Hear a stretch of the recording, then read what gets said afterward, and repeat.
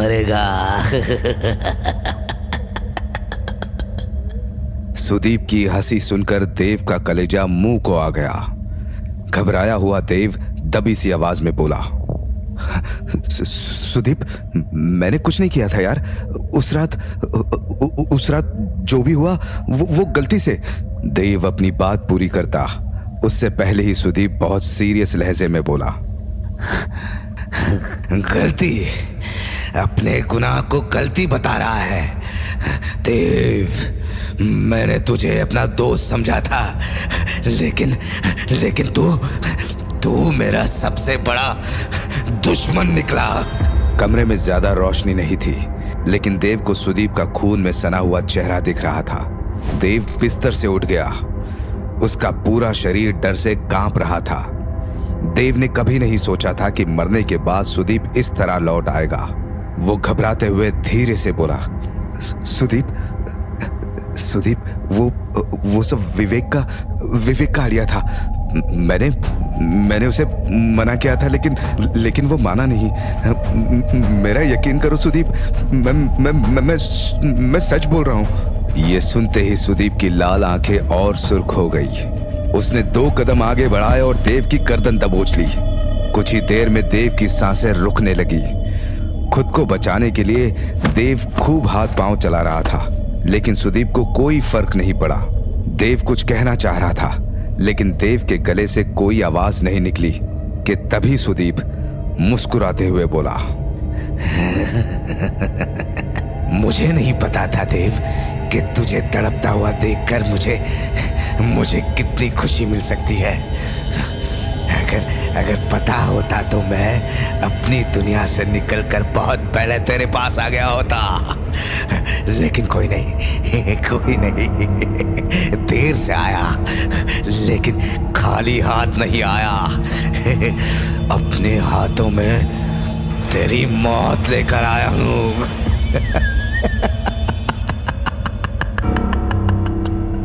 देव, जो कुछ देर पहले तक खुद को बचाने के लिए अपने हाथ पांव चला रहा था, उसने खुद को बचाने की कोशिश छोड़ दी थी। देव की आंखों के सामने अंधेरा छा चुका था। उसकी सांसों की डोर किसी भी वक्त टूट सकती थी। मौत देव के बिल्कुल करीब थी।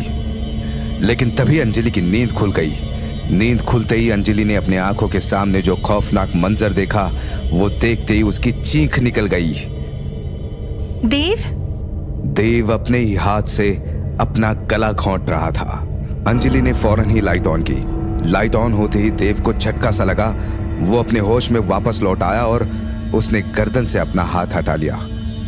हाथ हटते ही देव ने सांस ली और वहीं फर्श पर गिर गया। इस पर अंजलि ने उसे संभाला। देवी, क्या कर रहे थे तुम ठीक तो हो ना? हाँ, मैं ठीक हूँ। तुमने कोई बुरा सपना देखा क्या? तुम ऐसे खुद को ही... अंजलि ने घबराते हुए कहा। देव कुछ नहीं बोला। अंजलि ने देव को सहारा देकर उठाया और उसे बेड पर बैठा दिया। अंजलि ने आगे कोई सवाल नहीं किया। तभी दरवाजे पर दस्तक हुई। अंजलि ने दीवार पर लगी घड़ी को देखा। रात के 3:15 बजे हुए थे। इतनी रात में कौन हो सकता है? अंजलि ने खुद से ही कहा। दरवाजा फिर बजा। अंजलि दरवाजे के पास आकर बोली, कौन है? मैं हूँ, नैना, दरवाजा खोलो। नैना ने हड़बड़ाते हुए कहा। नैना इस वक्त यहाँ क्यों आई है? बेड पर बैठे हुए देव ने हैरानी से कहा। तभी अंजलि ने दरवाजा खोल दिया। नैना तेज कदमों से अंदर आई। उसने अंजलि की तरफ देखा भी नहीं। वो सीधे देव के पास आई और घबराते हुए बोली, देव, तुम ठीक हो ना? मैं नीचे किचन में जा रही थी, तभी तुम्हारी आवाज सुनी। तुम घबराए हुए थे, किसी से कुछ कह रहे थे। ये सब सुनते हुए देव ने नैना की तरफ देखा और धीरे से बोला, मैं ठीक हूँ और मेरा ख्याल रखने के लिए अंजलि है यहाँ। तुम्हें मेरी ज्यादा फिक्र करने की जरूरत नहीं है। रात बहुत हो गई है। शिवम भाई की नींद खुल गई और तुम बेड पर नहीं दिखी तो वो परेशान हो जाएंगे। और तुम जानती हो, मैं शिवम भाई को परेशान नहीं देख सकता। देव ठीक कह रहा है, तुम अपने रूम में जाओ नैना, मैं हूं ना यहाँ देव के साथ। अंजलि के कहे शब्द नैना को तीर से चुभे। उसने अंजलि की तरफ देखा और तंज भरे लहजे में बोली, तुम कुछ ना ही बोलो तो अच्छा है। अरे तुम आराम से सो रही थी, मैंने सुनी थी आवाज देव की। मैंने दरवाजा नॉक किया, तब जाकर तो तुम्हारी नींद टूटी। मेरा एहसान मानने की जगह तुम मुझे यहाँ से जाने का हुक्म सुना रही हो। तुम्हें अंदाजा भी नहीं है कि अगर मेरा दिमाग खराब हुआ ना तो मैं क्या क्या कर सकती हूँ। वो तो देव यहाँ है, वरना तुम्हें बस बहुत हुआ नैना, अगर तुमने अंजलि को एक शब्द और कहा तो। ये कहते हुए देव रुक गया और फिर धीरे से आगे बोला, तुमने दरवाजा नॉक किया, तुम मदद के लिए आई, उसके लिए थैंक यू। नैना ने गौर से देव को देखा। उसे देव की गर्दन पर एक घाव दिखा, ऐसा घाव जो केवल एक भूत या पिशाच ही दे सकता है। नैना को शक पहले से ही था, लेकिन अब उसका शक यकीन में बदल गया। वो समझ चुकी थी कि कुछ देर पहले कमरे में देव और अंजलि के अलावा कोई और भी था। देव के करीब आकर नैना ने धीरे से कहा, देव? वो कौन था देव? मैं जानती हूँ यहाँ कोई था और उसने तुम्हें मारने की कोशिश की, लेकिन जब कमरे की लाइट जली होगी तो वो चला गया होगा। तुम्हारे दिमाग में कोई भ्रम डालकर ना, शायद ऐसा भ्रम कि तुम ही खुद को मारने की कोशिश कर रहे थे। नैना ने जो कुछ कहा वो सुनते ही देव ने उसे हैरानी से देखा, क्योंकि नैना का कहा एक एक शब्द सच था। तुम्हें ये सब कैसे? कि तभी नैना ने देव की गर्दन पर अपनी तीसरी उंगली रखी और देव को पता भी नहीं चला कि उसका घाव भर चुका है। तुम फिक्र मत करो देव, वो जो भी था हम दोनों मिलकर उसे उसकी सही जगह पर पहुंचा देंगे। हम दोनों मतलब? देव बोला। हम दोनों मतलब मैं और मेरा इंतकाम। नैना ने धीरे से कहा और फौरन ही कमरे से बाहर चली गई। नैना ने जाने से पहले जो कहा देव को वो समझ नहीं आया।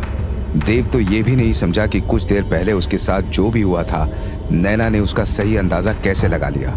उधर दरवाजे के पास खड़ी हुई अंजलि नैना को जाते हुए देख रही थी, लेकिन अचानक ही नैना रुक गई और फिर जो हुआ वो अंजलि ने सपने में भी नहीं सोचा था।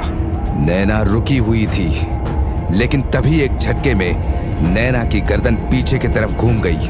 वो शरीर नैना का था, लेकिन चेहरा अब नैना का नहीं, सुदीप का था। खून से सना सुदीप का चेहरा देखकर अंजलि कुछ रिएक्ट कर पाती कि तभी सुदीप अंजलि की आंखों के सामने से गायब हो गया। लेकिन अगले ही पल सुदीप की डरावनी आवाज अंजलि के कानों में पड़ी।